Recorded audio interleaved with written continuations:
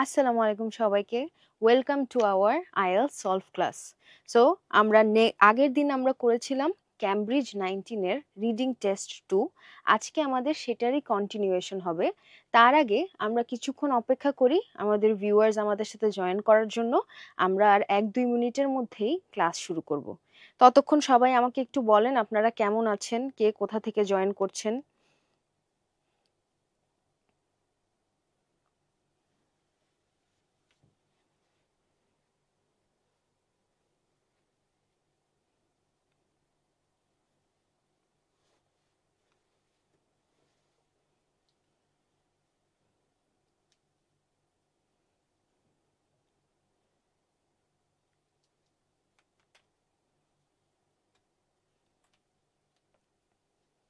আপনাদের IELTS preparation কেমন হচ্ছে এটা আমাদের সাথে শেয়ার করবেন অবশ্যই কমেন্টে। আর কোনো প্রবলেমস যদি থাকে সেটাও জানাবেন। আজকে আমরা আমাদের ক্যামব্রিজ 19 এর রিডিং টেস্ট 2 এটার সেকেন্ড প্যাসেজটা থেকে স্টার্ট করব। আগের দিন আমাদের ফার্স্ট প্যাসেজের কোয়েশ্চেন নাম্বার 13 পর্যন্ত করা হয়েছে। আমরা এরপর থেকে আজকেরটা স্টার্ট করে দেব। তো সবাই কে কেমন আছেন একটু বলেন। আমরা স্টার্ট করি আস্তে আস্তে আমাদের আজকের সেশন।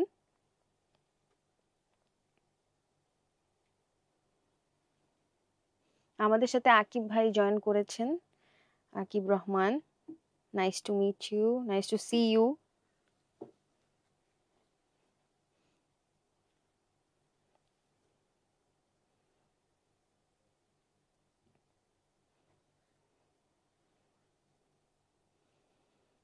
অলরাইট, আমরা আর 2 জনের জন্য অপেক্ষা করব, এরপরে আমরা আমাদের আজকের লাইভ ক্লাসটা স্টার্ট করে দেব।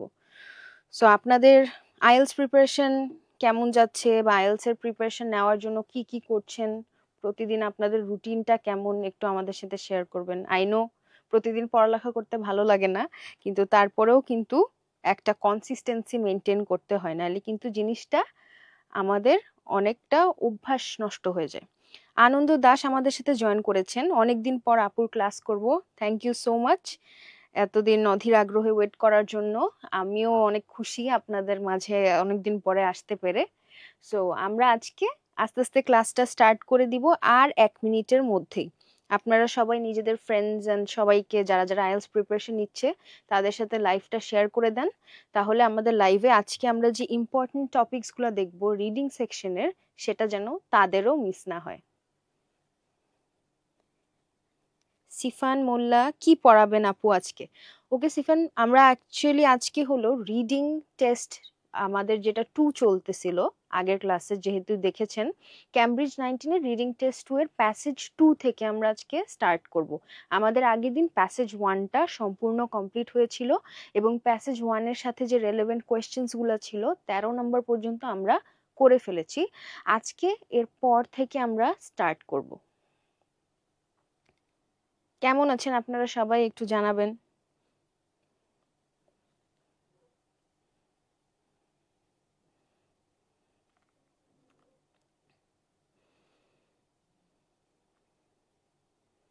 অলরাইট, আমাদের সাথে অনেকজনই চলে এসেছেন।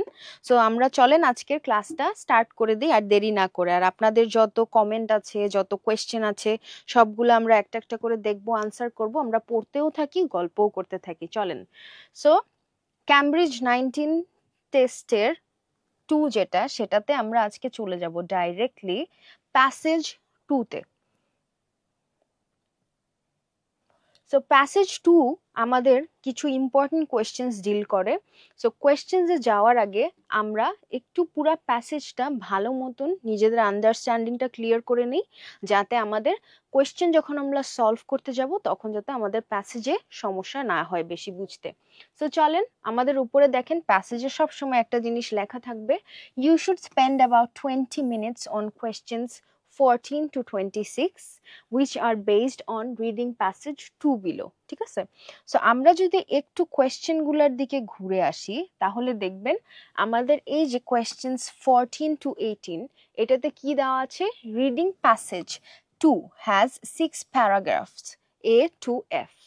এখানে আমাদেরকে কি করতে হবে, which paragraph contains the following information, তার মানে এতটুকু পরে কিন্তু আমাদের ক্লিয়ার যে আমাদের এটা ইনফরমেশন ম্যাচিং করতে হবে।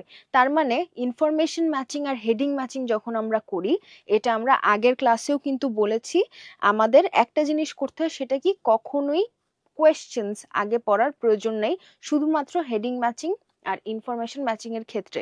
কারণ এই কাজটা করতে গেলে আমাদের অনেক পার্টিকুলার ইনফরমেশন মিস হয়ে যেতে পারে। সো আমরা যেটা করি, আমরা চলেন প্যাসেজটা পড়ে আসি, এরপরে আমরা কোয়েশ্চেন্সে আসতেছি, ঠিক আছে? অলরাইট, সো আমাদের প্যাসেজের হেডিং কি? Athletes and stress. সো আমরা যেটা করব, ইনফরমেশন গুলা আমাদের মাথায় যেন থাকে, এটার জন্য আমরা কিছু ইনফরমেশন এখানে দাগায়ও রাখবো, প্লাস আমরা আমাদের মতন করে ছোট ছোট কিছু নোটস নিয়ে রাখবো, যাতে আমরা ফেরত আসলে আমাদের জন্য এই জিনিসটা সুবিধার হয়, ঠিক আছে? সো প্যারাগ্রাফ এ তে আমরা চলেন একসাথে পড়া স্টার্ট করি। আমিও রিডিং পড়ছি, পাশাপাশি আপনারাও আমার সাথে একটু পড়বেন স্ক্রিনে যতটুকুই আপনারা দেখতে পাচ্ছেন। সো ফার্স্টে আমাদের কি বলছে? It is not easy being a professional athlete. তার মানে আমরা কিন্তু এতক্ষণে এটুকু দেখে বুঝে গেছি যে আমাদের অ্যাথলিট এবং অ্যাথলিটদের যে সমস্যা, স্ট্রেস, এগুলা নিয়ে এন্টায়ার কথাবার্তা হবে। সো কি বলছে যে প্রফেশনাল অ্যাথলিট হওয়া কোনো সোজা কাজ কিন্তু না। Not only are the physical demands greater than most people could handle, athletes also face intense psychological pressure during competition. This is something that British tennis player Emma Raducanu wrote about on social media following her withdrawal from the 2021 Wimbledon tournament. So, Emma Raducanu নামে একজন British tennis player, সে নিজের ক্যান্ডিডেটের যখন withdraw করতেছিল Wimbledon tournament থেকে, তখন সে এই জিনিসগুলা সবার সাথে শেয়ার করে যে অ্যাথলিটদের কিন্তু ফিজিক্যাল প্রেশারের পাশাপাশি মেন্টাল স্ট্রেস বা মেন্টাল সাইকোলজিক্যাল যে প্রেশার, সেই জিনিসটা নর্মাল মানুষদের থেকে অনেক বেশি। এরপরে কি বলছে দেখেন আমাদেরকে এখানে, দো the young player had been doing well in the tournament, she began having difficulty regulating her breathing and heart rate. আচ্ছা, আমাকে একটু বলেন তো, যারা যারা আমাদের সাথে লাইভ দেখছেন, এই যে difficulty regulating her breathing and heart rate, এটার একটা ছোট সিনোনিম বা ছোট একটা ভার্সন বা প্যারাফ্রেজ করে আমরা এটাকে কি বলতে পারি, একটু কমেন্ট সেকশনে আমাকে জানান। সো বলতেছে যে এই ইয়াং প্লেয়ার যে এমা, উনি ব্রিটিশ প্লেয়ার, উনি কি করছে, অনেক ছোট বয়স থেকেই কিন্তু খুব ভালোভাবে খেলতেছে, এন্ড ওনার পারফরমেন্স অন্য সবার তুলনায় খুবই ভালো ছিল। কিন্তু যখনই টুর্নামেন্টে ভালো করতেছিল, এটার পাশাপাশি তার কি হচ্ছিল, ব্রিদিং এ অনেক সমস্যা হচ্ছিল, হার্ট রেটে অনেক সমস্যা হচ্ছিল ম্যাচের টাইমে, which she later attributed to the accumulation of excitement and buzz. So আমাদের শুরু হয়েছে কথা স্ট্রেস দিয়ে, আমাদের এখানে আমরা কিন্তু একজনের নাম পাইছি, সেটা কি, এমা রাদুকানু, এবং একটা বছরও পাইছি, which is 2021। সো আমাদেরকে যেটা দেওয়া হয়েছে ইনফরমেশন, সেটা কি, যে যখন একটা টুর্নামেন্টে সে যায়, সে অনেক ভালো একজন খেলোয়াড় হওয়ার পাশাপাশিও যে সমস্যাটা তার হচ্ছিল, সেটা হলো ব্রিদিং অ্যান্ড হার্ট রেটের সমস্যা।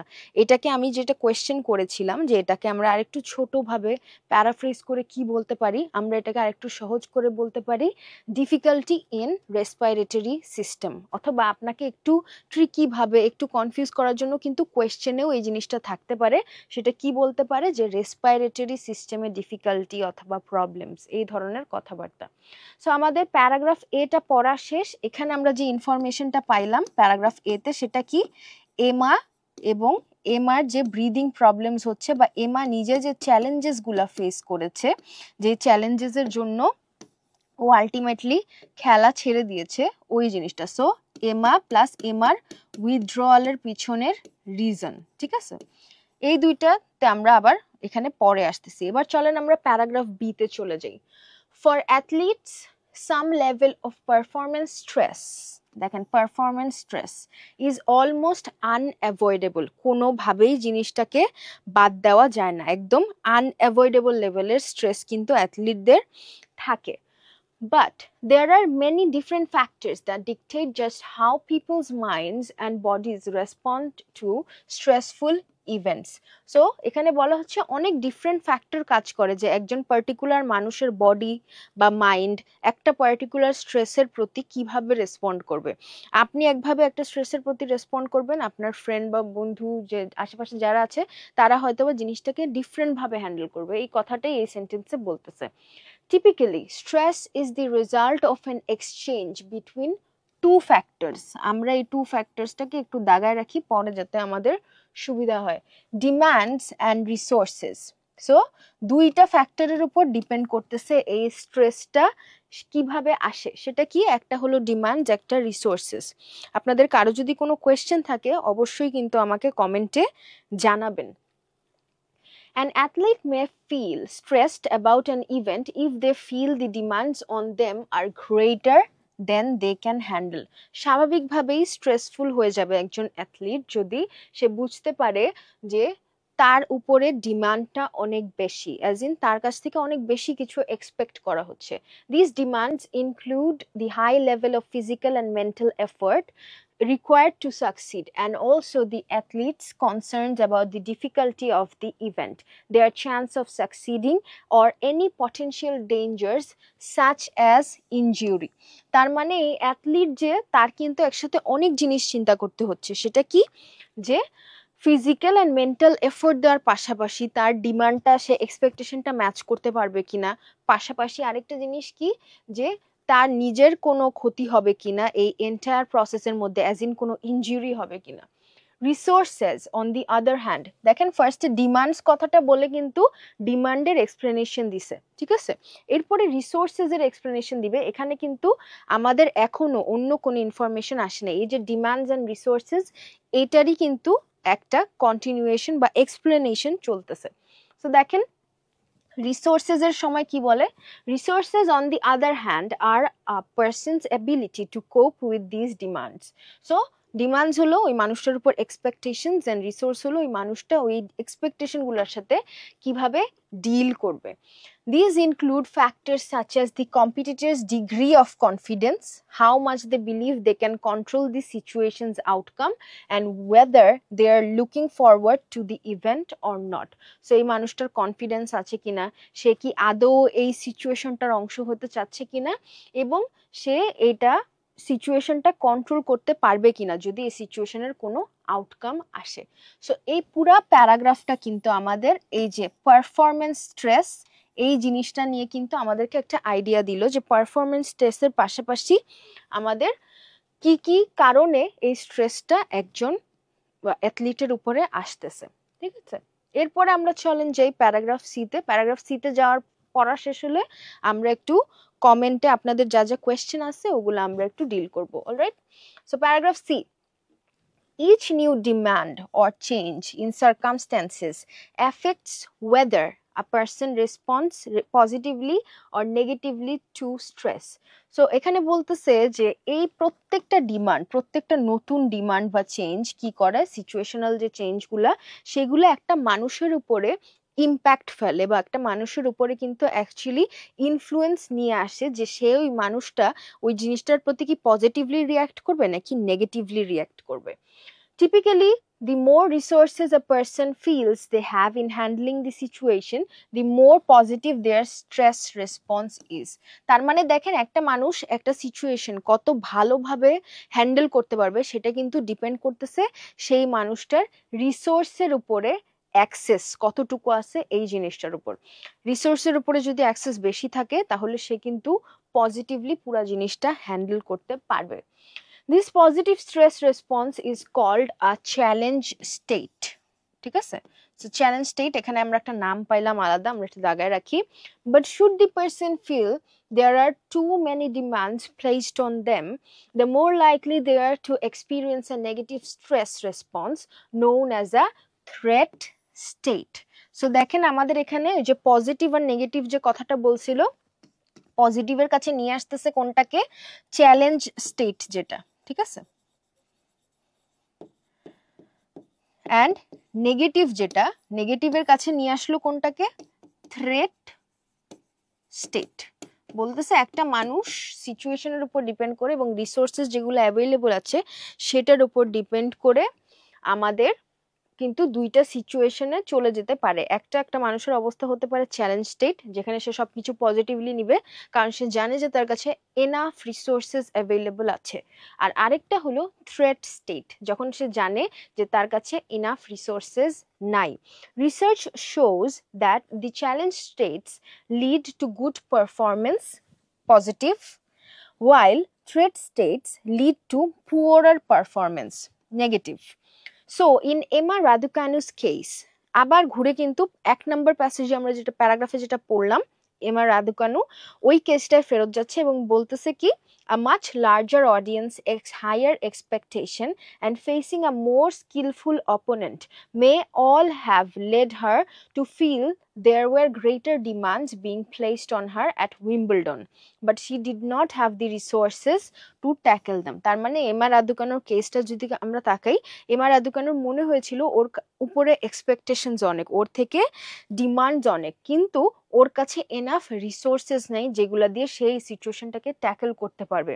This led to her experiencing a threat response, এবং সেই রেসপন্সটা কি ছিল, ও উইম্বলডন টুর্নামেন্ট থেকে নিজেকে উইথড্র করে ফেলে, ও আর খেলে না। ঠিক আছে, তার মানে পুরো জিনিসটাই কিন্তু দেখেন একটা নেগেটিভ রেসপন্সের দিকে আস্তে আস্তে চলে গেল। সো চলেন আমরা একটু আমাদের কোয়েশ্চেন্স গুলো দেখে আসি, কমেন্টে আপনারা কি কি কোয়েশ্চেন্স করেছেন। অনিন্দিতা বলেছেন হ্যালো। হ্যালো আপু, thanks for joining. Mohammad Shakil বলেছেন প্যারাফ্রেজিং এর সমস্যা হয় একটু বেশি, কিভাবে করব বুঝি না। আচ্ছা, সো ভাইয়া আপনার অ্যাকচুয়ালি যেটা দেখতে হবে, আপনার প্যারাফ্রেজিং এ যেহেতু সমস্যা হচ্ছে, আপনার এক্স্যাক্টলি কোন জিনিসটায় সমস্যা হচ্ছে এইটা আগে আপনাকে আইডেন্টিফাই বা ট্রাবল শুট করতে হবে। অ্যাজ ইন, আপনার কি সেন্টেন্সের মিনিংটা বুঝতে সমস্যা হচ্ছে নাকি একটা একটা ওয়ার্ড বুঝতে সমস্যা হচ্ছে। যদি আপনার সমস্যাটা হয়ে থাকে ওয়ার্ড রিলেটেড, যে আমি একটা সেন্টেন্স পুরো বুঝতেছি কিন্তু এখানের মধ্যে কয়েকটা ওয়ার্ড আছে যেটা আমি বুঝতে পারতেছি না, তখন আমরা যেটা সাজেস্ট করি যে আপনি কনটেক্সচুয়াল মিনিং এর দিকে একটু তাকান। অ্যাজ ইন ওই সেন্টেন্সটা, তার আগের সেন্টেন্স এবং পরের সেন্টেন্স তিনটা পরেই একটু একটা সেটার মিনিং দাঁড় করানোর চেষ্টা করেন। অনেক সময় ওইটুকুও যদি আপনি রেডি করতে পারেন, আপনি কিন্তু নিজের মতন করে একটা সেন্টেন্স লিখে ফেলতে পারবেন। আর যদি আপনার সমস্যাটা হয় কোনটা, যে আপনি একদমই মিনিং বুঝতে পারতেছেন না, তখন আপনার এক্স্যাক্টলি খুঁজে বের করতে হবে যে আপনার কি হেভিয়ার ভোকাবুলারি এগুলা বুঝতে সমস্যা হচ্ছে নাকি সেন্টেন্সের স্ট্রাকচার বুঝতে সমস্যা হচ্ছে। যদি সেন্টেন্সের স্ট্রাকচার বুঝতে সমস্যা হয়, তাহলে আই উড সাজেস্ট যে একটু গ্রামারের যেসব বিষয় আছে, অ্যাজ ইন আপনি সেন্টেন্সের স্ট্রাকচার, সেন্টেন্স ফরমেশন কিভাবে হয়, পার্টিকুলারলি ভার্বের uses, action verb, helping verb, এগুলো একটু দেখতে পারেন। আর যদি মনে হয় যে না আমার গ্রামার স্ট্রাকচারে না, আমার এন্টায়ার মিনিং বুঝতে সমস্যা হচ্ছে, তাহলে আমি যেটা সাজেস্ট করব যে আপনি ওয়ার্ড বাই ওয়ার্ড পড়ার পাশাপাশি আপনি পুরাটার কনটেক্সচুয়াল মিনিং এর দিকে ফোকাস করেন। ঠিক আছে, সো কনটেক্সচুয়াল মিনিং এর দিকে ফোকাস করলে আমরা কিন্তু নিজেদের মতন করে অনেক সময় বানায়ে সেন্টেন্সগুলো লিখতে পারি। নট নেসেসারি যে আমাদেরকে এখানে যা যা দিবে প্রত্যেকটা ওয়ার্ডই আমাদেরকে আমাদের যে প্যারাফ্রেজড ভার্সনটা সেটার মধ্যে আনতে হবে। এবং ভোকাবুলারি চর্চা করাটা একটু ভালো, সো আপনি যদি একটু সময় পান তাহলে অবশ্যই ভোকাবুলারি নিয়ে বেশি প্র্যাকটিস করবেন। আরেকটা কাজ করতে পারেন, নিজের জন্য নিজেই একটা খাতা মেনটেন করতে পারেন, যেই খাতাতে আপনি আপনার যেসব ওয়ার্ডে প্রবলেম হচ্ছে সেটা লিখবেন, সেটার মিনিং লিখবেন, এবং ওই ওয়ার্ডের একটা সেন্টেন্সের ইউজেজ এক্সাম্পল হিসেবে লিখে রাখবেন।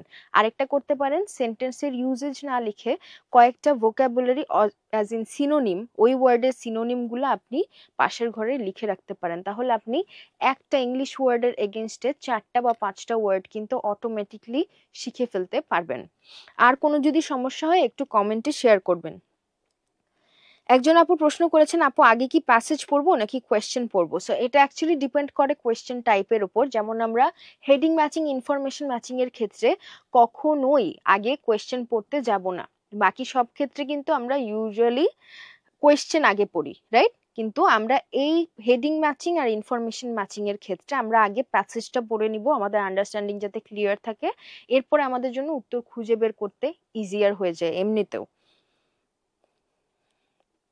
রোজি লিখেছেন hello ma'am. Hello, nice to see you here. Naim লিখেছেন হ্যালো। রেদওয়ান মিলন লিখেছেন প্লিজ এগেন। আচ্ছা ভাইয়া, আপনার যদি লাইভের প্রথম অংশটা যদি মিস হয়ে যায়, আমাদের লাইফটা আমাদের পেজে, এই পেজেই সেভ করা থাকবে, প্লাস ইউটিউবেও আপলোড করা থাকবে। আপনি ওখানে চাইলেও আমাদের প্রথম অংশটা ক্যাচ করে ফেলতে পারবেন। শাহিন ভাই লিখেছেন আসসালামু আলাইকুম ভাইয়া, আপনার লাইফে প্রথম। অলরাইট, ওয়ালাইকুম আসসালাম, থ্যাঙ্কস ফর জয়নিং, আমাদের সাথে আমাদের লাইভে থাকেন। চলেন আমরা একটু আমাদের পরের প্যাসেজে মুভ করি, এরপরে আমরা আমাদের বাকি কমেন্টস গুলাও আস্তে আস্তে দেখব। প্যারাগ্রাফ ডি, প্যারাগ্রাফ ডি তে কি বলছে?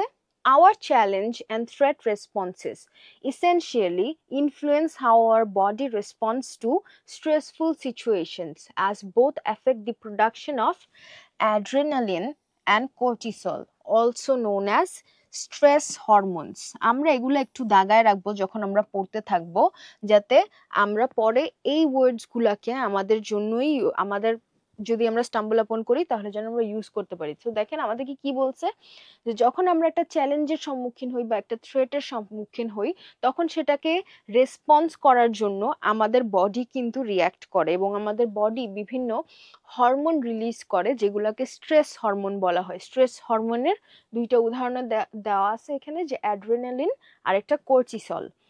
ডিউরিং আ চ্যালেঞ্জ স্টেট, মানে চ্যালেঞ্জ স্টেট কোনটা আমাদের? ওই যে পজিটিভ স্টেট, যেটা যখন একজন প্লেয়ার বা একজন অ্যাথলিট জানে যে উনি এই জিনিসটাকে হ্যান্ডেল করতে পারবে। চ্যালেঞ্জ স্টেটে যায় তখন adrenaline increases the amount of blood pumped from the heart and expands the blood vessels, which allows more energy to be delivered to the muscles and brains. তার মানে কি হচ্ছে, তখন এই হরমোনটা চ্যালেঞ্জ স্টেটে গিয়ে সাহায্য করে, ব্লাড বেশি পাম্প করে, যেটা মাসেলে রিচ করে এবং আলটিমেটলি ব্রেনে রিচ করে। This increase of blood and decrease of pressure in blood vessels has been consistently related to superior sport performance in everything from cricket batting to golf putting and football penalty taking.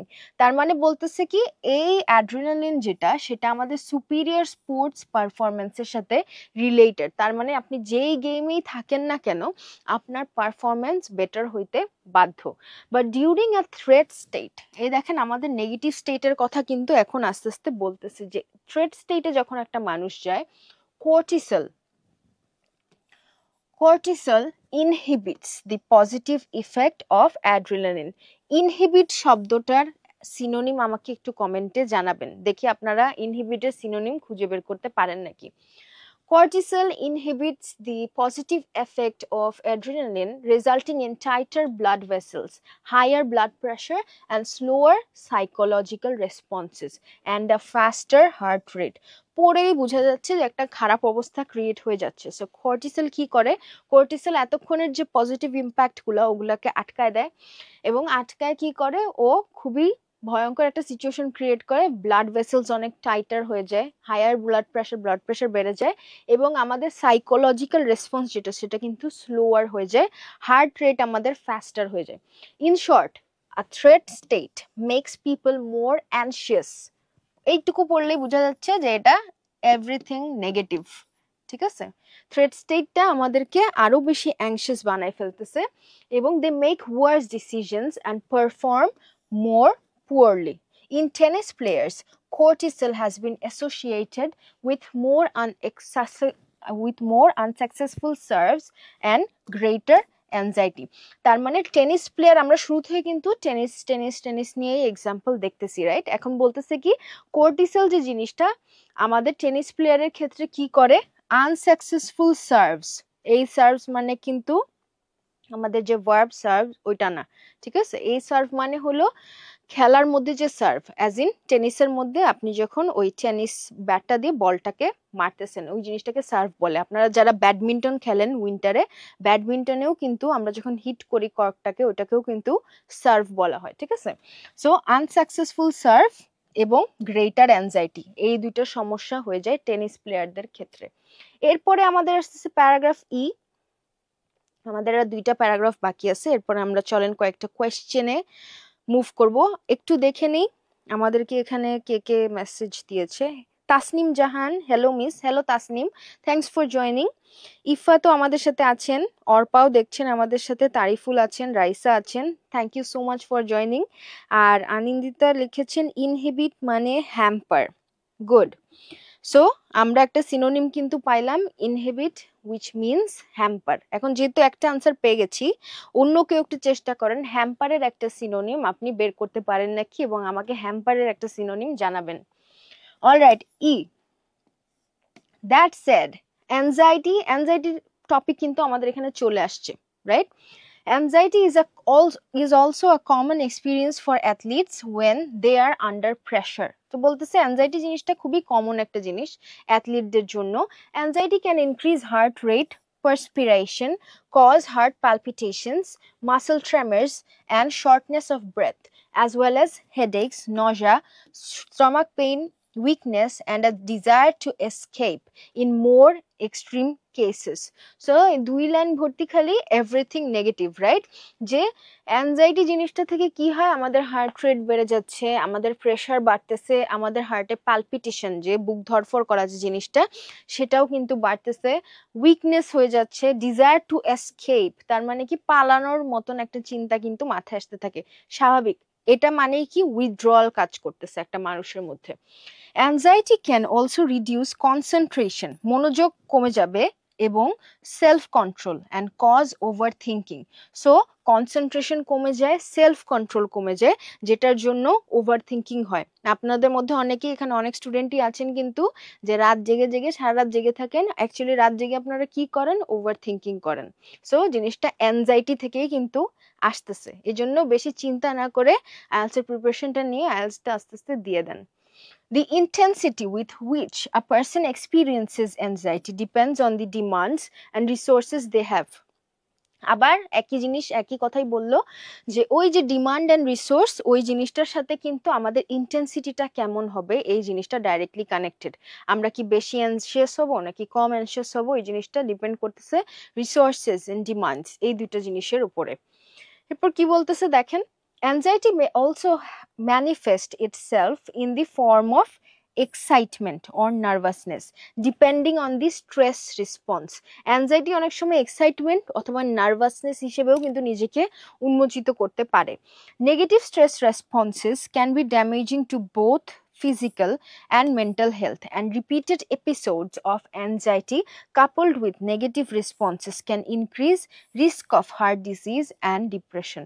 Ultimately কি হচ্ছে, এই repeated episode যদি হইতে থাকে, একটা মানুষ বারবার anxiety attack হচ্ছে, প্যানিক অ্যাটাক হচ্ছে, ওগুলা হইলে কিন্তু কি হবে, নেগেটিভ রেসপন্সেস হবে, এবং নেগেটিভ রেসপন্সেস থেকে আলটিমেটলি হার্ট ডিজিজের রিস্কটা বেড়ে যায়, যেটা আমাদেরকে ডিপ্রেশনের দিকে নিয়ে যায়। তো চলেন আমরা এবার চলে যাই পরের প্যারাগ্রাফে, আমাদের last paragraph.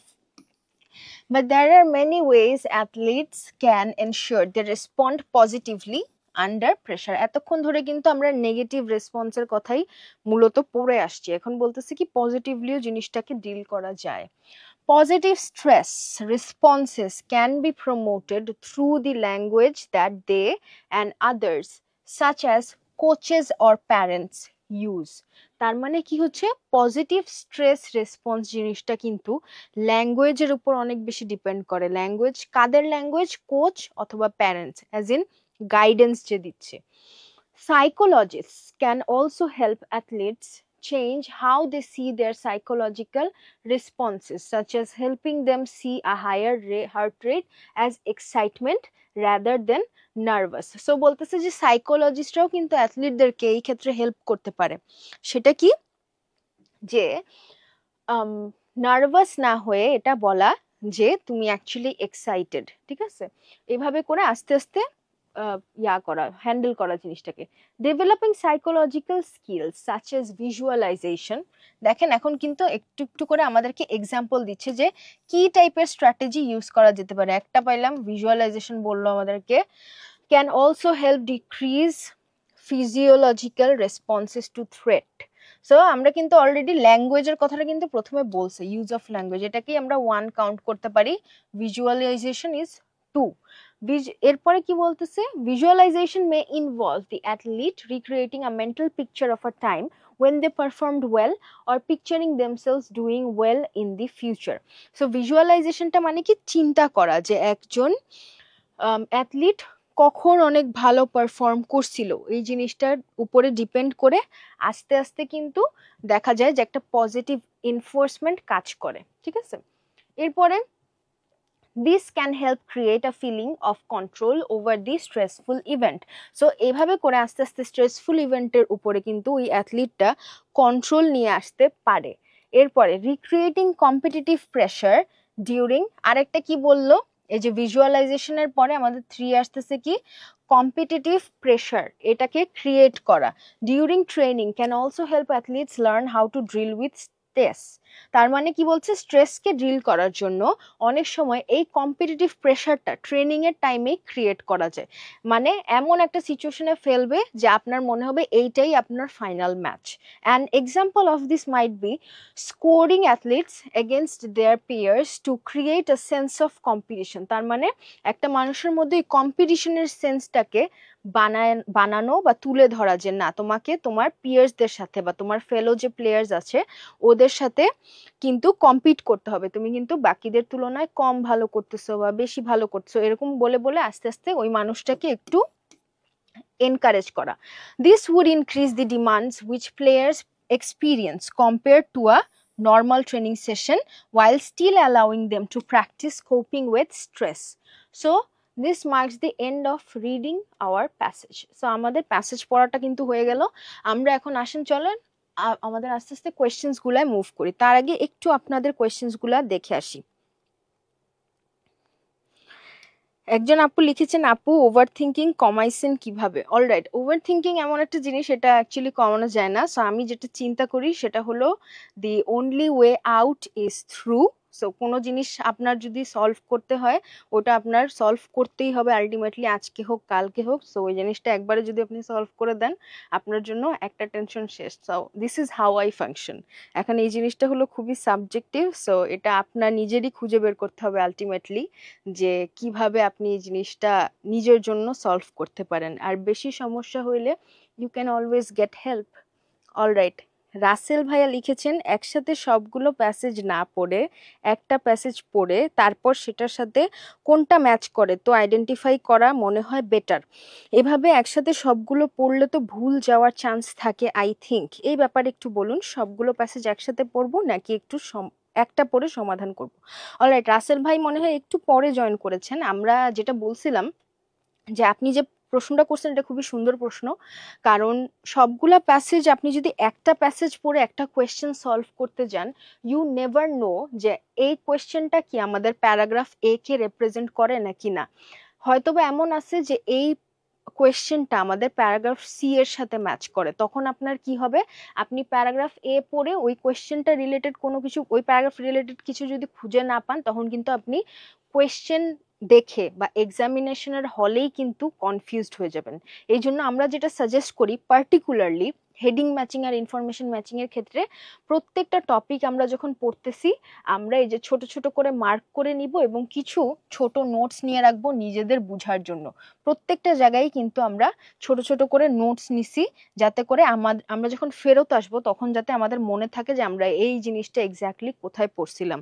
So I guess যে একটা প্যারাগ্রাফ পড়ে একটা কোয়েশ্চেন দেখা এটা অনেক টাইম কনজিউমিং হয়ে যাবে, কারণ আপনার কিন্তু 3টা প্যাসেজ সলভ করতে হয়। এই জন্য যেটা করতে পারেন, প্রত্যেকটা প্যারাগ্রাফ, একটা প্যারাগ্রাফ পড়ে ওই প্যারাগ্রাফ থেকে আপনি কি বুঝলেন ওইটা ছোট একটা নোট ওই প্যারাগ্রাফের পাশে নিয়ে রাখা এবং ওই প্যারাগ্রাফের কিছু কিছু মেইন পয়েন্টস দাগায় ফেলাটা আপনার জন্য বেশি ইজিয়ার হবে। তাহলে আপনি যখন কোয়েশ্চেন্সে আসবেন তখন কোয়েশ্চেনগুলো পড়লে পট করে আপনার মাথায় চলে আসবে যে ওই জিনিসটা আমি কোন প্যারাগ্রাফে এক্স্যাক্টলি পড়ছিলাম। তো চলেন আমরা একটু যাই, আশা করি আমি আপনার কোয়েশ্চেনের আনসার দিতে পারছি। সো মেইন ঝামেলা যেটা আপনি যেটা বলছিলেন ওটাতে মেইন ঝামেলা হলো যে জিনিসটা অনেক সময় সাপেক্ষ ব্যাপার হয়ে যাবে। এই জন্য আগে প্যাসেজ পড়ে ছোট ছোট নোটস নেওয়া বা নিজের মতন করে কিওয়ার্ড মার্ক করে আগানোটা বেটার। আপনার যদি পুরো জিনিসটা আরো এফেক্টিভ করতে মনে চায় তাহলে আপনি যেটা করতে পারেন, যে অনেক স্টুডেন্টের এরকম করে না আগায় আরেকভাবে এফেক্টিভ লাগে, সেটা হলো অনেক স্টুডেন্ট কি করে আগে ইনফরমেশন ম্যাচিং এর ক্ষেত্রে, নট হেডিং ম্যাচিং, ঠিক আছে, ইনফরমেশন ম্যাচিং এর ক্ষেত্রে কি করে কিছু কিছু কিওয়ার্ডস দাগায় তারপরে প্যারাগ্রাফ পড়তে যায়। সো আপনি ওইটাও করে দেখতে পারেন, আপনি দুইটা টেকনিকই ফলো করে দেখেন আপনার এক্স্যাক্টলি কোনটা কাজে দেয়, ঠিক আছে। সো চলেন আমরা একটু কোয়েশ্চেন গুলো একটা একটা করে সলভ করি, দেখি আমাদেরকে এখানে কি বলছে। 14 to 18 আমাদেরকে কি বললো, reading passage 2 has 6 paragraphs, no doubt আমরা এতক্ষণ ধরে 6টা প্যারাগ্রাফ কিন্তু পড়ে আসছি। Which paragraph contains the following information, এইটুকু পড়লেই বোঝা যাওয়ার কথা যে আমাদেরকে ইনফরমেশন ম্যাচিং করতে বলা হয়েছে। So write the correct letter A to F in the 14 to 18 on your answer sheet. You may use any letter more than once. তার মানে বলতেছে কি যে এই কোয়েশ্চেনগুলোর মধ্যে কোনো একটা লেটার আমাদের একবার আসবে, এক্সট্রা আসতে পারে, ইউ মে, ঠিক আছে। এখানে আমাদেরকে শাহরিয়ার ভাই একজন কোয়েশ্চেন করেছেন, শাহরিয়ার উনি বলেছেন, সাজিদা লিখেছেন hello hello thanks for joining. Shahriar ভাই লিখেছেন আমাদেরকে you may use any letter more than once, খুবই কনফিউজিং।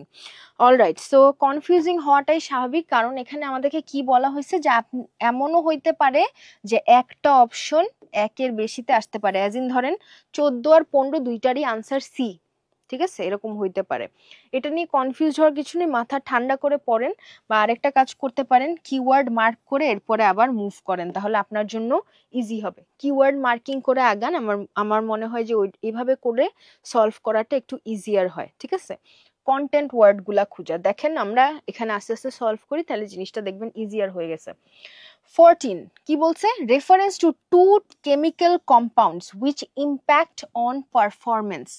কেমিক্যাল কম্পাউন্ড আমরা কোথায় পড়ছিলাম বলেন তো? কেমিক্যাল কম্পাউন্ড কি? হরমোনস। হরমোনস জিনিসটা আমরা কোথায় পড়ছিলাম? একটা প্যারাগ্রাফে পড়ছিলাম, মনে আছে, যে যখন অ্যাথলিটসরা স্ট্রেসফুল হয়ে যায় বা স্ট্রেসড থাকে, তখন কি করে ওদের বডিতে বা যে কোনো মানুষের বডিতে কিন্তু স্ট্রেসড সিচুয়েশনে হরমোনস রিলিজ হইতে থাকে।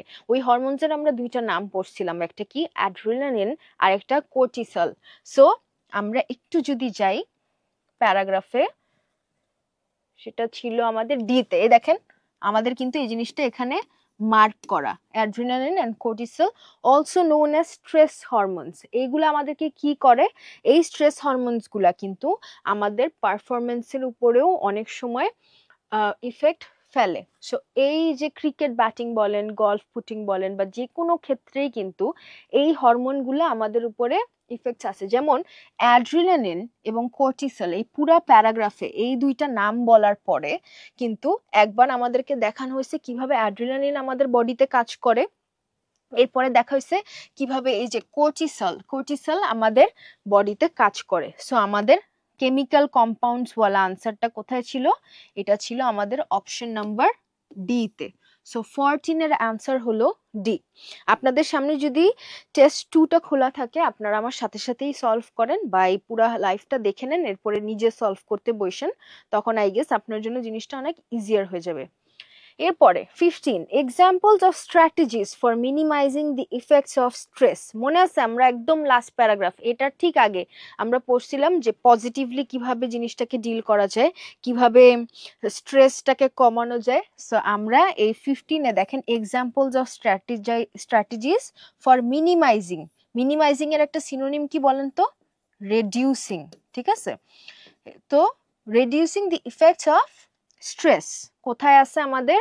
পুরা প্যারাগ্রাফ এফ, সম্পূর্ণ প্যারাগ্রাফ এফটা আমাদের এটাকে রেফার করতেছে, যেখানে একটা বলা হয়েছে ল্যাঙ্গুয়েজের কথা, আরেকটা বলা হয়েছে আমাদের ভিজুয়ালাইজেশনের কথা, আরেকটা কি বলা হয়েছে, একটা সিচুয়েশন ক্রিয়েট করা যেখানে একটা মানুষ আরেকটা মানুষের সাথে কম্পিট করবে এবং আস্তে আস্তে এনকারেজড হবে যাতে সে খেলতে পারে।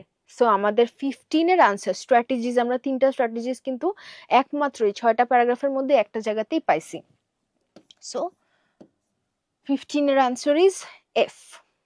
এরপর how a sports person accounted for their own experience of stress. আমরা এই পুরো প্যারাগ্রাফে কিন্তু একজন পার্টিকুলার স্পোর্টস পারসনের কথাই পড়ছি, ব্রিটিশ টেনিস প্লেয়ার এমা, রাইট? আমাদেরকে যখন পুরা স্ট্রেসের কাহিনীটা বলা হয়, বলার পরেও কিন্তু এই এমার যে সিচুয়েশনটা বা এমার যে কেসটা, ওই কেসটা আবার সামনে নিয়ে আসা হয়েছিল। সো এই এমা কিন্তু স্ট্রেসের কারণেই এই যে উইম্বলডন টুর্নামেন্ট থেকে নিজের পজিশনটাকে উইথড্র করে ফেলে। সো আমরা বুঝেই গেছি আনসারটা আমাদের কোথায় আছে, how a sports person accounted for their own experience, এটা আছে আমাদের এ তে।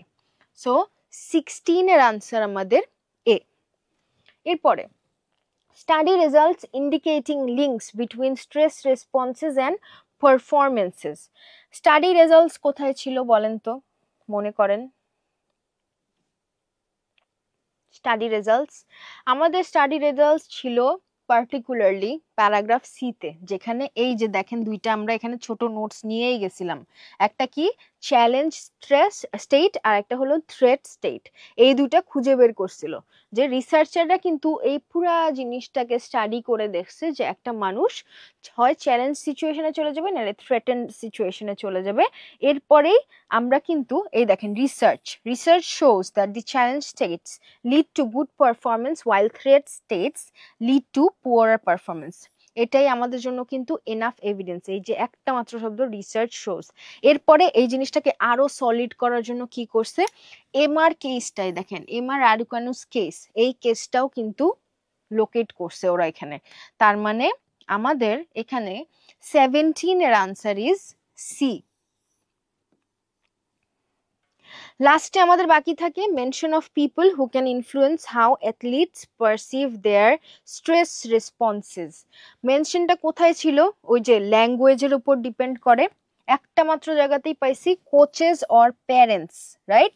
এবং কোচেস অ্যান্ড প্যারেন্টসের ল্যাঙ্গুয়েজের জন্যই কিন্তু পুরা জিনিসটা অনেক পজিটিভলি রেসপন্ডেড হতে পারে বা পজিটিভলি হ্যান্ডেল করা যেতে পারে। So mention of people, coaches and parents একদম লাস্ট প্যারাগ্রাফে ছিল। আমাদের 18 এর আনসার কিন্তু আমরা পেয়ে গেলাম এফ।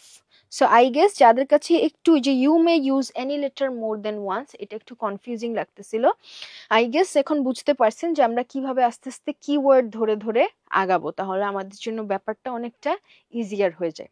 অলরাইট, সো চলেন আমরা নেক্সট কোয়েশ্চেনসে যাই।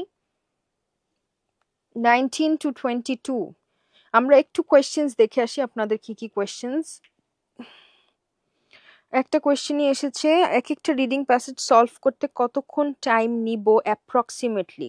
আচ্ছা, একজন আপু কোয়েশ্চেন করেছেন যে আমাদের এক একটা রিডিং প্যাসেজ সলভ করতে কতক্ষণ টাইম নেওয়া উচিত। আমাদের কিন্তু প্রত্যেকটা রিডিং প্যাসেজের উপরে লেখা থাকে you should spend around 20 minutes on a passage, এরকম করে লেখা থাকে। 20 মিনিটস একটা প্যাসেজের উপরে দিলে কিন্তু আপনার জন্য জিনিসটা অনেক ক্ষেত্রে আইডিয়াল হয় না, কারণ কিছু কিছু প্যাসেজ থাকে যেটাতে আপনি অনেক তাড়াতাড়ি সলভ করে ফেলতে পারবেন, আর কিছু প্যাসেজ থাকে একটু অ্যাকচুয়ালি সময় দেওয়া লাগে। সো আমি যেটা সাজেস্ট করি, একটা প্যাসেজ প্লাস ওই কোয়েশ্চেনগুলা, রিলেটেড কোয়েশ্চেনগুলা সলভ করার জন্য আপনি সেটাকে চেষ্টা করবেন 17 থেকে 18 মিনিটের মধ্যে শেষ করার। যদি আপনি 20 মিনিটে শেষ করতে পারেন, ভেরি গুড ফর ইউ, ঠিক আছে? নিজের জন্য 3 মিনিট এক্সট্রা রাখবেন বোনাস, টার্গেট করবেন আমি পুরো জিনিসটা 17 মিনিটে সলভ করার চেষ্টা করব, ঠিক আছে? এখন আপনার মনে হতে পারে যে আপু আমি কিভাবে এই পুরো জিনিসটাকে টাইমের মধ্যে নিয়ে আসবো। এটার একটাই রাস্তা, নিজেকে একটা টাইমড কন্ডিশনে ফেলে ওইটাতে প্র্যাকটিস করা। অ্যাজ ইন প্রথম দিন আপনি টার্গেট নেবেন যে আমি পুরো একটা প্যাসেজ বা পুরো একটা প্যাসেজ রিলেটেড কোয়েশ্চেন সবকিছু আধা ঘন্টায় শেষ করব। আধা ঘন্টার পরে নিজেকেই আস্তে আস্তে টাইমটা কমায় আনবেন। পরের দিন ঠিক করবেন যে আমি 25 মিনিট এটা শেষ করব। 25 মিনিটের পর পরের দিন আসবেন 20 মিনিট, 20 মিনিট থেকে এরপরে নিজের সাথেই নিজে চ্যালেঞ্জ নেবেন যে আমি এটা 18 মিনিটে শেষ করব। তারপরে যাবেন 18 মিনিটের কমেও যদি করতে পারেন, that's a bonus for you, ঠিক আছে? সো এভাবে করে জিনিসটা আপনাকে কিন্তু হ্যান্ডেল করতে হবে, কারণ রিডিং প্যাসেজে আমাদের কিন্তু টাইমটা খুবই কম থাকে, ঠিক আছে? এরপর আমরা নেক্সট চলে যাই 19 to 22, complete the sentences below. তার মানে কি আসছে আমাদের এখানে, সেন্টেন্স কমপ্লিশন। আমাদের সেন্টেন্সের অর্ধেক অংশ দেয়া আছে, আর অর্ধেক অংশ আমাদেরকে খুঁজে বের করতে হবে। Choose one word only. আমাদের জন্য যে কোনো এক রিলিজনে কিন্তু তাদের একটা টপ প্রায়োরিটি বুক থাকে, রাইট?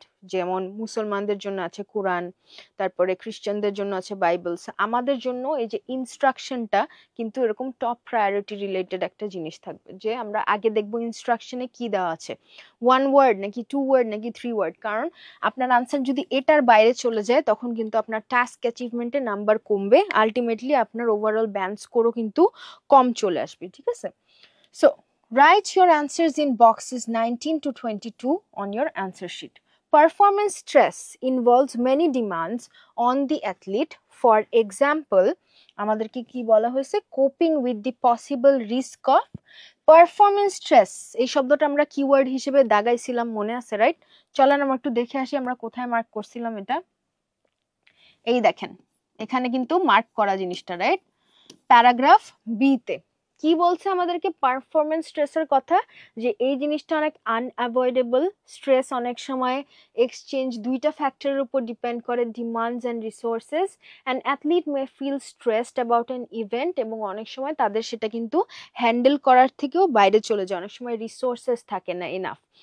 এরপরে কি বলতেছে দেখেন, যে এই সেন্টেন্সটার দিকে একটু তাকান। difficulty of the event, their chance of succeeding, and any potential dangers such as injury. এই যে ইনজুরিটা পাইলাম কিন্তু, যে any potential dangers of injury। আমরা যদি একটু 19 নম্বরে চলে যাই, দেখেন potential risk আর potential danger আর possible risk এই দুইটা কিন্তু সিনোনিমাস, ঠিক আছে? আমরা যখন সেন্টেন্স কমপ্লিশন শুরু করব আমরা কি করব, ব্ল্যাঙ্কের ঠিক আগে ঠিক পরে এবং সেন্টেন্সের মধ্যে কোনো মেইন কন্টেন্ট আছে কিনা সেগুলোকে আমাদের কিওয়ার্ড হিসেবে দাগায় ফেলবো। এখানে আমাদের মেইন কিওয়ার্ড কিন্তু পসিবল রিস্ক, এবং এইটারই কিওয়ার্ডটা আমাদের ওই প্যারাগ্রাফে গিয়ে কি দেওয়া আছে, পটেনশিয়াল ডেঞ্জার, ঠিক আছে? একটু মার্ক করে রাখবেন যারা আমাদের লাইভের সাথে সাথেই সলভ করতেছেন। সো এই জিনিসটা দেখলে বুঝুন পসিবল রিস্ক অফ ইনজুরি, আমাদের মেইন আনসারটা কিন্তু ইনজুরি, ঠিক আছে? আশা করি আমরা এটা একটু ক্লিয়ার। আমি একটু ইনজুরিটা বড় করে লিখে দিই, তাহলে আপনাদের জন্য বুঝতে ইজিয়ার হবে। এখানে লিখে দিলাম আমাদের আনসার হলো ইনজুরি। এরপরে কোর্টিসল। কোর্টিসল আমাদের কোথায় ছিল? প্যারাগ্রাফ এফ এর ঠিক আগেই, কিন্তু আগের দুই প্যারাগ্রাফের কোনো একটাতে ছিল। Cortisol can cause tennis players to produce fewer good what. So কর্টিসলকে আমাদের এখানে বলছে যে ওই যে কর্টিসল আমরা দুইটা কেমিক্যাল কম্পাউন্ড কিন্তু পাইছিলাম, একটা অ্যাড্রিনালিন আর একটা হলো কোর্টিসল। সো কোর্টিসলের কথা বলছে যে কোর্টিসল আমাদেরকে অনেক সময় কিন্তু সমস্যা করে, ইনহিবিটস একটা শব্দ পড়ছিলাম, রাইট? ইনহিবিটের আমরা কিন্তু একটা সিনোনিমও পাইছি, সেটা কি? হ্যাম্পার্স। সো ইনহিবিট করে কোন জিনিসটা, এবং ফিউয়ার গুড, এই ফিউয়ার গুডের প্রডিউস ফিউয়ার গুড, এটা চলেন আমরা একটু খুঁজে বের করি। দেখেন এই প্যারাগ্রাফটা ভর্তি আমাদের কর্টিসল আর অ্যাড্রিনালিন এটা রিলেটেড ইনফরমেশন, ঠিক আছে? সো এখানে এই যে কর্টিসল লেখাটা এখানে আছে, during a threat state cortisol inhibits the positive effect of adrenaline, resulting in results গুলো আমরা পড়ি higher blood pressure, slower psychological responses and faster heart rate। আমাদেরকে কিন্তু বলছে কি টেনিস প্লেয়ারের ক্ষেত্রে কর্টিসলটা কিভাবে কাজ করে। এই যে আনসারটা লুকায় আছে আমাদের লাস্ট লাইনে, দেখেন in tennis players cortisol has been associated with more unsuccessful serves and greater anxiety। তার মানে প্রডিউস ফিউয়ার গুড মানে কম ভালো, আনসাকসেসফুল এই দুটা কিন্তু সিনোনিম। সো আমাদের এখানের আনসারটা হলো সার্ভস, SERVES। আবারও বলে দিই সার্ভস শব্দটা কিন্তু এখানে খেলা রিলেটেড একটা term, it is not like যে আমরা যে ভার্ব ইউজ করতেছি সেটা, ঠিক আছে? সো এটা কিন্তু কনফিউজড হবেন না। ব্যাডমিন্টনে যখন আপনি শুট করেন সেটাও কিন্তু আপনি সার্ভ করতেছেন, ওই জিনিসটাও টেনিসেও সার্ভ করাই বলে। এরপরে psychologists can help athletes to view their psychological responses. সাইকোলজিস্টদের কথা পড়ছিলাম আমরা কোথায়? প্যারাগ্রাফ এফ এ, একদম লাস্ট প্যারাগ্রাফে। কি বলছে? যে অ্যাথলিটদেরকে হেল্প করতে পারে psychological responses as the effect of a positive feeling such as, কি বলছিল? যে তুমি নার্ভাস না, তুমি এক্সাইটেড, এই কথাটা বলছিল না? যে সাইকোলজিক্যাল রেসপন্সেস কিন্তু অনেক সময় তারা চেঞ্জ করে ফেলতে পারে ভিজুয়ালাইজেশনের মাধ্যমে। তার মানে এখানে দেখেন আমাদের এক্সাইটমেন্ট শব্দটা কিন্তু আছে। This can help them to deal with the stressful event. এই যে এক্সাইটমেন্ট রাদার দেন নার্ভস, এই যে see them a higher rate as excitement. So এক্সাইটমেন্টটাই আমাদের এখানের answer. Positive feeling excitement, negative feeling nervousness. So excitement is the answer. লাস্টে আমাদের question আসতেছে কোনটা? 22 তে কি বলছে? blank is an example of psychological technique আমরা কিন্তু লাস্ট প্যারাগ্রাফেই ঘুরপাক খাচ্ছি যদি খেয়াল করে দেখেন, ঠিক আছে। which can reduce an athlete's stress responses. So psychological technique আমাদেরকে কিন্তু লাস্ট প্যারাগ্রাফে একটাই বলা হয়েছিল, সেটা কি, দি প্রসেস অফ ভিজুয়ালাইজেশন। এই যে ভিজুয়ালাইজেশন করে কি করা হয়, একটা মেন্টাল পিকচার ক্রিয়েট করা হয়, ঠিক আছে। মেন্টাল পিকচার ক্রিয়েট করার পাশাপাশি কি হয়, তখন অনেক সময় খেলোয়াড়রা কিন্তু ভালো রেসপন্ড করে। এই যে ভিজুয়ালাইজেশন, এই ওয়ার্ডটাই কিন্তু আমাদের আনসার।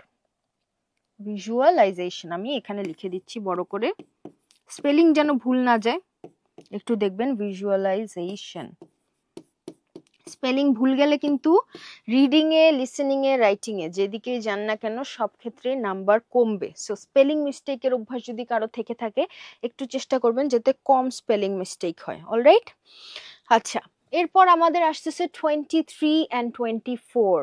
23, 24 এ কি বলছে, write the correct letters in the boxes 23 and 24। তার মানে আনসার শিটে কিন্তু আমাদেরকে 23-এর ঘরে একটা আনসার লিখতে হবে, 24-এর ঘরে একটা আনসার লিখতে হবে। দুইটা আনসার কিন্তু একসাথে লেখা যাবে না। Be very careful about it, কারণ অনেক ক্যান্ডিডেটসদের কিন্তু এই একটা ভুল হয়ে যায় আনসার শিটে গিয়ে। কি বলছে, which two facts about Emma Raducanu's withdrawal from Wimbledon tournament are mentioned in the text? আমরা অলরেডি টেক্সটে কিন্তু উইম্বলডন সম্পর্কে বহুত ফ্যাক্টস পড়ে আসছি। এমা রাদুকানু কিভাবে পুরো জিনিসটাকে হ্যান্ডেল করছে, কেন উইথড্র করছে, স্ট্রেসের জন্য ওর কি হয়েছিল, সবকিছু। সো চলেন আমরা একটু পড়ি অপশনসগুলো, তাহলে আমাদের জন্য একটু ইজিয়ার হয়ে যাবে বুঝতে যে কোনগুলা আনসার। অপশন এ কি বলতেছে, দি stage at which she dropped out of the tournament. So যখন সে টুর্নামেন্ট থেকে নিজেকে বাদ দিয়ে দেয়। এরপরে আমাদেরকে কি বলছে, symptoms of her performance stress at the tournament. Symptoms কিন্তু 100% ছিল, রাইট। আমাদের সিমটমস কি ছিল, একটা ছিল ব্রিদিং প্রবলেমস ছিল, আর একটা সিমটম ছিল হার্ট রেট। ওর হার্ট রেটটা কিন্তু বেড়ে যাইতো। সো আমরা কিন্তু একটা রেলেভেন্ট ইনফরমেশন পাইলাম, ঠিক আছে। এরপরে measures which she had taken to manage her stress levels. ও কিন্তু ইউজুয়ালি পুরা কাহিনীতে কি হয়েছে, স্ট্রেসের জন্য নিজেকে উইথড্র করে ফেলছে, উইম্বলডন টুর্নামেন্টে কিন্তু খেলে নেই। সো এইটা কিন্তু আমাদের পুরা সিচুয়েশনের সাথে ম্যাচ করতেছে না। Same goes for option A, আমাদের অপশন এও কিন্তু পুরা জিনিসের সাথে ম্যাচ করছে না। D, aspects of the Wimbledon tournament which increased her stress level. তো আমরা কিন্তু যখন ওর স্ট্রেস লেভেল নিয়ে পড়তেছিলাম তখন কিন্তু আমরা বুঝছি যে উইম্বলডন টুর্নামেন্টের দুইটা জিনিস ওর উপরে অনেক বেশি প্রভাব ফেলতেছে। একটা কি, ডিমান্ড, আর একটা or lack of resources. Demand and resources জিনিসটা যখন পড়ছিলাম তখন কিন্তু আমরা জিনিসটা দেখতে পাইছি। So aspects of Wimbledon tournament which increased her stress levels, এটাও কিন্তু ম্যাচ করতেছে আমাদের কনটেক্সটের সাথে। লাস্ট অপশনটা পড়ে আমরা ফাইনাল দুইটা আনসার পিক করব, কারণ কোনো অপশনই ছাড়া উচিত হবে না। Reactions to her social media posts about her experience at Wimbledon, not really. আমাদের কিন্তু এটা নিয়ে ইনফরমেশন নট গিভেন। রিয়াকশন কি দিছে, মানুষজন কিভাবে জিনিসটা ডিল করছে, এটা নিয়ে কোনো ইনফরমেশন নাই। সো আমাদের correct answer is B and D. 23 হলো আমাদের বি আর 24 হলো আমাদের ডি, কারণ পুরা এমা রাদুকানুর পুরা কনটেক্সটের সাথে আমাদের এই দুইটা আনসারই কিন্তু ম্যাচ করতেছে। লাস্টলি আমাদের রিডিং প্যাসেজ 2 রিলেটেড দুইটা কোয়েশ্চেন বাকি থাকে। নেক্সট ক্লাসে আমরা রিডিং প্যাসেজ 3টা শেষ করে ফেলবো। অলরাইট, সো আজকে আমরা এই দুইটা দিয়েই আমাদের ক্লাসটা শেষ করব। So 25 and 26, write the correct letter. Again একই জিনিস করতে হবে। Which two facts about the anxiety are mentioned in the paragraph E of the text? E তে কি ছিল একটু দৌড় দিয়ে দেখে আসি চলেন। ইতে আমাদের কি ছিল, আমাদের অ্যাংজাইটিটাকে কিভাবে হ্যান্ডেল করতে হয়। অ্যাংজাইটি থেকে ওভার থিঙ্কিং আসে, ওভার থিঙ্কিং থেকে ডিপ্রেশন চলে আসে, এবং অ্যাংজাইটি হইলে আমাদের বডির উপরে এফেক্টসগুলো কি হয়, হার্ট পালপিটেশন, মাসেল ট্রেমার্স, এগুলো সব উদাহরণ ছিল আমাদের প্যারাগ্রাফ ইতে। So basically we are focusing on the paragraph of debunking the entire concept of anxiety, ঠিক আছে। সো অ্যাংজাইটি রিলেটেড আমাদের কি কাহিনী বলতেছে এখানে দেখি। উই এতে, অপশন এতে আমাদেরকে কি বলতেছে, the factors which determine how severe it may be. So আমাদের ফ্যাক্টরস কিন্তু এখানে ছিল, ফ্যাক্টরসগুলো আমাদের কি, যেগুলো ডিটারমাইন করে যে এই জিনিসটা কতটুকু সিভিয়ার হইতে পারে। প্যারাগ্রাফ তে যদি যান, এই দেখেন এখানে last লাইনগুলায়, anxiety may also manifest itself in the forms of this and that. Negative stress responses হইলে কি হবে, ড্যামেজিং হয়ে যাবে আমাদের ফিজিক্যালের জন্য, মেন্টাল হেলথের জন্য, এবং রিপিটেড এপিসোডস যদি হয় তাহলে সেটা কিন্তু হার্ট ডিজিজ এবং ডিপ্রেশনের মতন ভয়ঙ্কর রোগও আমাদের মধ্যে নিয়ে আসতে পারে। তার মানে 100% আমাদের কিন্তু factors that determine how severe মানে কতটুকু ভয়ঙ্কর বা কতটুকু বড় হয়ে দাঁড়াইছে, এই জিনিসটা কিন্তু আমাদের প্যারাগ্রাফ তে আছে। ঠিক আছে, নেক্সট আমরা পড়ি, how long it tax for its effects to become apparent. কত সময় লাগে এফেক্ট গুলা চোখে পড়তে, এটা রিলেটেড কোনো ইনফরমেশন কিন্তু নাই। আমরা প্যারাগ্রাফের প্রত্যেকটা লাইন ভেঙে ভেঙে পড়ছি, চাইলে একটু ব্যাকে গিয়ে আপনারা দেখতে পারেন যখন আমাদের লাইফটা পেজে অ্যাভেলেবল হয়ে যাবে সাথে সাথে, তাহলে আপনারা বুঝতে পারবেন যে এই রিলেটেড ইনফরমেশন কিন্তু এখানে ছিল না। which of its symptoms is most frequently encountered, তার মানে এতগুলা সিমটমের মধ্যে এই যে হার্ট বার্ন করা, প্যালপিটেশন হওয়া, ট্রেমার্স, এগুলার মধ্যে কোনো একটার কথা কিন্তু বলে নাই যে এই পার্টিকুলার সিমটমটা সবচেয়ে বেশি দেখা যায়, রাইট? আমাদেরকে কিন্তু জাস্ট উদাহরণ হিসেবে কয়েকটা সিমটম দিয়ে দিছে, কোনোটা ডিগ্রি আমাদেরকে বলে নাই যে কত মাত্রায় হয়। সো অপশন সিও কিন্তু আমরা এখান থেকে এলিমিনেট করে দিচ্ছি, বাদ দিয়ে দিচ্ছি। D, the types of athletes who are most likely to suffer from it, এটা কোনোভাবে সম্ভব না, রাইট? যে কোন অ্যাথলিটের অ্যাংজাইটি হবে, কোন অ্যাথলিটের হবে না, এই জিনিসটা কেউ ডিটারমাইন করতে পারে না। সো ডি টা ইজ লিটারালি অ্যাবসার্ড, এটা বাদ। এরপরে ই, the harm that can result if athletes experience it too often, ওই যে অ্যাংজাইটির এপিসোডস গুলার কথা বলছিল না, যে এটা যদি খুব ফ্রিকুয়েন্টলি হয় তাহলে কি হইতে পারে, ডিপ্রেশন হইতে পারে, হার্টের অবস্থা খারাপ হইতে পারে, বিভিন্ন হার্ট ডিজিজ হইতে পারে। সো আমাদের 25 and 26 এর কারেক্ট আনসার কিন্তু এ আর ই। 25 এর আনসার এ, 26 এর আনসার আমাদের ই। So that marks the end of our reading passage 2 of Cambridge 19 reading test 2. So আপনাদের যে কোয়েশ্চেন্স গুলো আছে, চলেন আমরা একটু কোয়েশ্চেন্স গুলো নিয়ে কথা বলে ফেলি, এরপরে আমাদের আজকের লাইফটা এইটুকুই থাকবে। নেক্সট লাইভে আমরা শুরু করব আমাদের রিডিং প্যাসেজ 3 থেকে। সো আমরা একটু দেখি,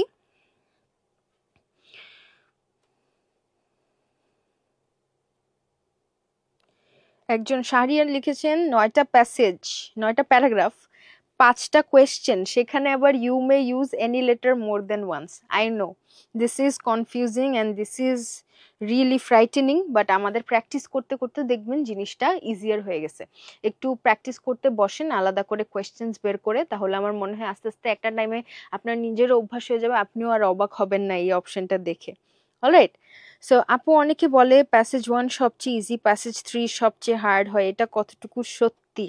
অলরাইট, সো এরকম অ্যাকচুয়ালি নাই। লিসনিং এর ক্ষেত্রে আমাদের অডিও পার্ট 1 to 4 ডিফিকাল্টি লেভেলটা একটু একটু করে ইনক্রিজ হইতে থাকে, কিন্তু প্যাসেজ 1ই যে সবচেয়ে সহজ হবে, প্যাসেজ 3 যে সবচেয়ে কঠিন হবে, এরকম কোনো কথা নেই।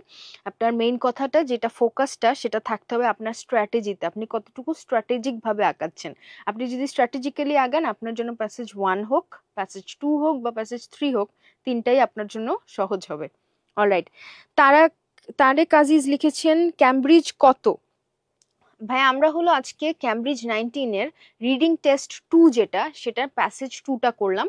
আগের লাইভে আপনি প্যাসেজ 1 এর সলিউশনটা দেখতে পারবেন, আজকে প্যাসেজ 2টা করলাম। নেক্সট ক্লাসে আমরা প্যাসেজ 3 করে রিডিং ক্যামব্রিজ 19 এর রিডিং টেস্ট 2 এর প্যাসেজটা আমাদের শেষ হয়ে যাবে। সো আশা করি যে আর কোনো কোয়েশ্চেন নাই আপনাদের। Thank you so much for joining our live today. একজন লিখেছেন আপু এটা কি লিসেনিং ক্লাস ছিল? মাত্র জয়েন করেছেন আমাদের সাথে শাফিন ভাই, উনি বলছে এটা লিসেনিং ক্লাস ছিল নাকি। সো শাফিন ভাই আর 1 মিনিট ওয়েট করলে আপনি একটু পরেই লাইভটা আমাদের পেজে চলে আসবে, তখনই দেখতে পারবেন এটা অ্যাকচুয়ালি লিসেনিং ক্লাস ছিল না, আমরা এটা পুরাটাই রিডিং ক্লাস করেছি। সো সবাইকে থ্যাংক ইউ সো মাচ আজকের লাইভে জয়েন করার জন্য। আমরা আজকের লাইভটা এখানেই শেষ করছি, যেহেতু আমাদের আর কোনো কোয়েশ্চেন্স নাই।